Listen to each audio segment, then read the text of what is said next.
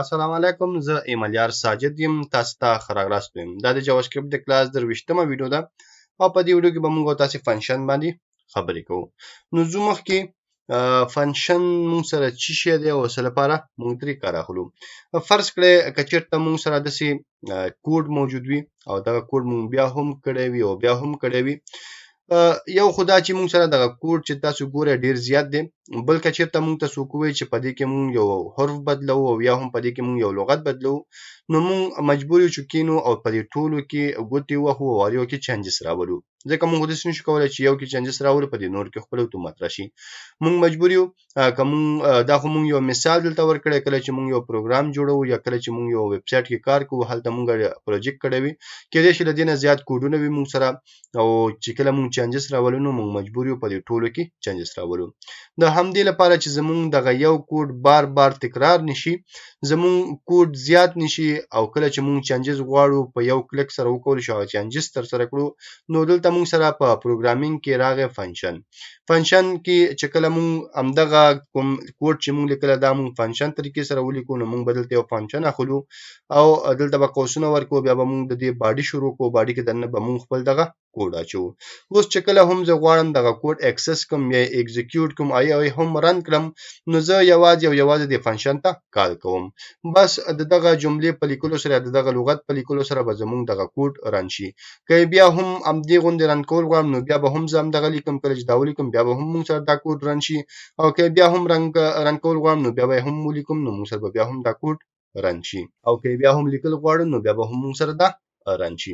اوس که چېرته موږ ته څوک ووایي چې یاره د دې لرن جاوا سکرپټ په ځای ولیکه لرن سی اس اس، نو هېڅ ستونزه نشته. چې دلته سی اس اس ولیکم نو په دې ټولو ځایونو کې به اتومات موږ سره سی اس اس پرنټ کېږي، ځکه موږ دا کوډ نه دی دلته پرنټ کړی، بلکې موږ د فنکشن ته کال کړی او د فنکشن کې چې موږ سره کوم کوډ دی هغه چې موږ هر چینجز راولو هغه به موږ سره دلته راځي.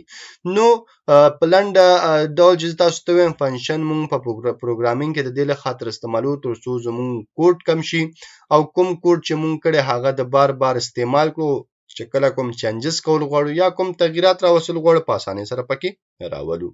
نو زه مخکې ګورو چې د فنکشن د لیکلو موږ سره صحیح طریقه څه ده. د فنکشن د لیکلو صحیح طریقه دا موږ سره چې دلته به تاسو فنکشن لیکئ. فنکشن چې دا موږ سره دا یو کیورډ دی، لکه څنګه چې لیکل شوی هماغسې به لیکئ. له هغه نور څه به دې فنکشن ته تاسو یو نوم ورکوئ. هر نوم چې ورکوئ هغه تاسې پورې اړه لري.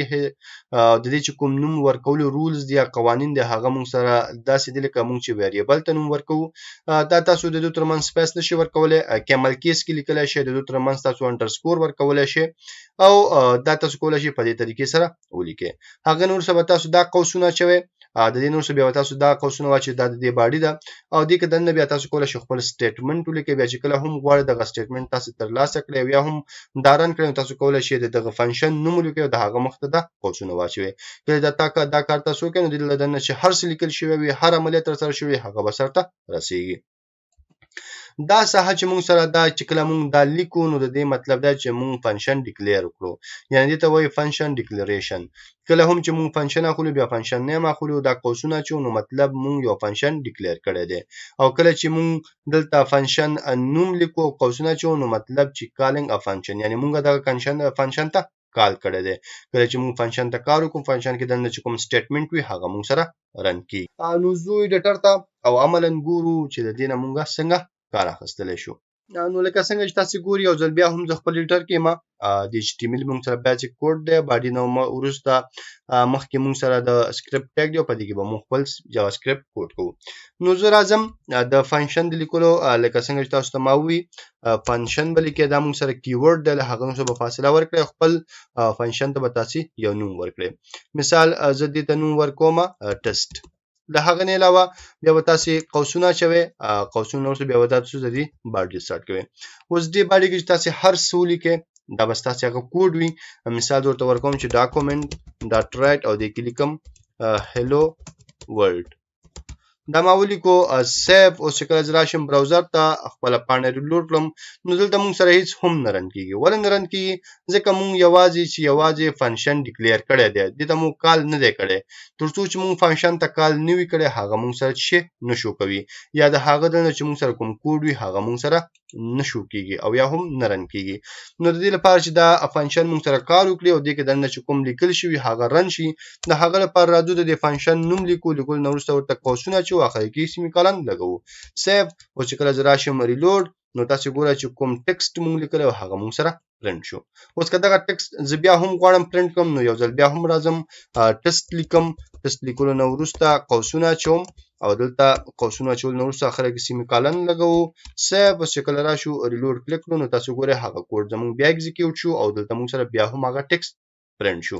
که بیا کول غواړو نو بیا هم زه دا کاپی کوم دلته پیسټ کوم سیو او چې کله ریلود نو تاسو ګورئ بیا هم سره هماغه ټیکسټ پرنٹ شو. اوس کوم ته سو کوی چې را دا ټول یو ځای لیکل شي زه غواړم د لاندې راشي یو بل پسې راشي یعنی دغه چینجز کول غواړم نو زه کولای شم په اسانه سره دلته راشم او د بی ار ټیګ ولګوم. کله چې دا ولګوم سیو اوس ګوره دغه چینجز به موږ سره په دې درې واړو کوډونو کې راځي. دا ولی دغه چې د موږ یو فنکشن جوړ کړی دی او موږ دغه فنکشن ته کال کوو. که یو ځل بیا هم راشم او دلته دا پیس کړم سیو کړم نو دا به موږ سره ځل بیا هم پرنٹ کیږي. څومره چې تاسو غواړئ تاسو کولای شئ دا پیس کړئ او دا صرف د فنکشن تاسو کال وکړئ.